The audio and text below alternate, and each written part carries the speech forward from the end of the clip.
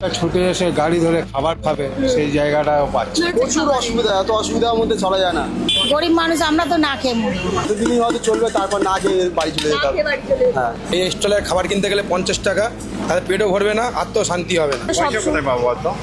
300 টাকা income daily. কি করবো ওই ধুলাধুলি। খাবারটা কম দামে পাওয়া যেত বা খাওয়া যেত। এটা সরকারের কাছে আমাদের অনুরোধ, গরিব মানুষদের দিকে দেখুক।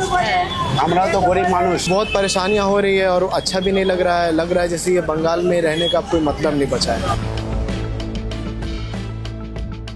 দাঁড়িয়ে আছি শিয়ালদা স্টেশনের সামনে। আর কেন দাঁড়িয়ে আছি তার কারণটা আমি আপনাদেরকে প্রথমে বলে পরিষ্কার করি। নিজের রাজনীতিটা নিজেই করে রাখে, মানে যে কেরম বলবো, পকেটটা নিজেই করে রাখে। এই মানুষগুলোর থেকে, এই ধরুন আমি, আপনি বা এই আমরা যারা আজকের এই ভিডিওটা যারা আপনারা দেখছেন, আমরা প্রত্যেকেই হয়তো কাজ সেরে বাড়ি ফেরার সময় ওই ট্রেন ধরার প্রত্যেকেরই তাড়া থাকে, এবং যে ট্রেন যে প্ল্যাটফর্মে দেয় সেই প্ল্যাটফর্মে যখন আমরা পৌঁছাই তার বাইরে যে সমস্ত দোকানগুলো থাকে সেখান থেকে কেউ দুটো ডিম সিদ্ধ খায়, কেউ ঘুগনি খায়, কিংবা কেউ ঝালমুড়ি, প্রয়োজনে জলের বোতল, সেটাও আমরা ওখান থেকেই এতদিন কিনতাম।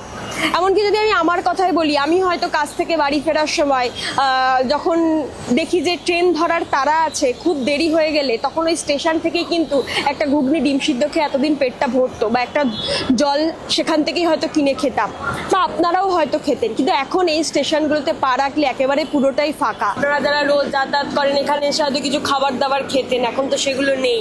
আর বাইরের যে রেস্টুরেন্টগুলো বড় বড় আছে সেখান থেকে তো আপনারা রোজ খেতে পারবেন, মানে সেই হয়তো সেই রোজগারটাও হয় না। তো কি অসুবিধা কি হচ্ছে?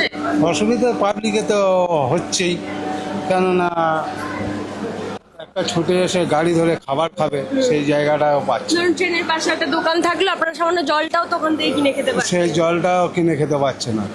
এই অবস্থা, হকারদের এই অবস্থা, কি করা যায়? তুলে দিয়েছে বলতে মানে এখন কি, দেখছেন। মানে ওই এখানে তো মুড়ি বা ডিম সিদ্ধ, ঘুগনি এসব থাকতো তো আমার মতো, এখন আর নেই, আমাদের তুলে দিয়েছে। তুলে দেওয়ার পরে এখন পাবলিকেই খেতে পাচ্ছে না, পাবলিকেই। তার মানে এখানে দোকান ছিল না, মানে এনে বিক্রি করতো? হ্যাঁ, দোকান ছিল, অনেকদিন ধরে দোকান ছিল, দোকান পুরো প্রপার বসানো ছিল। হ্যাঁ, প্রপার। এখন কি এই যেটুকানি সময় ট্রেনের টাইমিং এ ট্রেনের টাইমে তারপরে পুলিশের তাড়াকে দুটোকে উপরে উড়ে যাচ্ছি। এই কি করবেন, মানে যদি এটাও না করতে দেয় আপনারা কি করবেন? কি করবো, ওই লাস্টে ওই যে দড়ি, কি বলে, ধুলা দড়ি, যে সরকার তুলবো সেই সরকারে এরকমই হাল করে দিচ্ছে। গরিব মানুষের জন্য কেউ ভাবে না। না, গরিবের কেউ, মানে কি বলবো, কোনো সরকার গরিবের মধ্যে থাকে না। যে সরকার উঠুক, মানে